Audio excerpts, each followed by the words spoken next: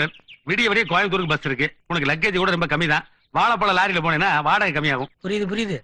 என்ன கோயம்புத்தூருக்கே போக சொல்றீங்க? புரியுதுல? அப்புறம் என்ன, பெட்டி கட்ட வேண்டியதானே? அந்த பொண்ணு எனக்கு கிடைக்கலன்ற வருத்தம் கூட எனக்கு இல்லைங்க. ஆனா அது ஒரு தப்பான ஆள்கிட்ட சிக்கி இருக்கே, அதாங்க என்னால தாங்க முடியல. கரெக்ட். உன்னுடைய பரந்த மனப்பான்மைக்கும் தியாக உள்ளத்துக்கும் நான் வேணா 24 கேரட் தங்கம்னு உனக்கு சர்டிபிகேட் கொடுக்கலாம். ஆனா மைதிலி உன்னை நம்பணும் ராஜா. ஏங்க நீங்க சர்டிபிகேட்னு சொன்ன பிறகு ஞாபகம் வருது, அந்த ராஸ்கல் காலேஜ் வாசலே மைத்து கிடையாதுங்க. அப்படியா? ஆமாங்க. ஒரு நாள் என் டிகிரி சர்டிபிகேட் திருடிட்டு போய் அவன் சர்டிபிகேட் போய் சொல்லி மேனேஜரோட வாங்கிட்டான். நிஜமாவா? ஆமாங்க. அப்படி ஒரு அயோக்கியாவே அவனுக்கு போய் அந்த பொண்ணு என்ன பரவாயில்லையே. உன் ஜாதகத்துல சிதறி போன கிரகங்கள்ல லேசா மங்கள அப்படியே கண்ணுக்கு தெரியுதே. அப்படியா? நல்லா கண்ணை கசக்கிட்டு பாருங்க. கை கட்ட கேட்ச் பண்ணுங்க. புடிச்சிட்டேன். I catch the stars. அப்படியா? ஆமா. இப்போ நான் வேணும் நேரா போலீஸ் ஸ்டேஷன் போவோம். இன்ஸ்பெக்டர் சார், என் ரூம்ல சிவபிரகாஷ் ஒரு பையன் குடியிருக்கான். அந்த பரதேசி நாய் பள்ளிக்கூட பக்கமே போனதில்ல. ஆனா பட்டதாரின்னு போய் சொல்லிட்டு மேனேஜர் வேலைக்கு சேர்ந்துட்டா. அவன் பட்டதாரியா இல்லையாங்கிறத அவன் படிச்ச சர்டிபிகேட் வச்சு கண்டுபிடிங்க அப்படின்னு ஒரு கம்ப்ளைண்ட் கொடுப்போம். வேணாங்க, அவனை போலீஸ் பிடிச்சி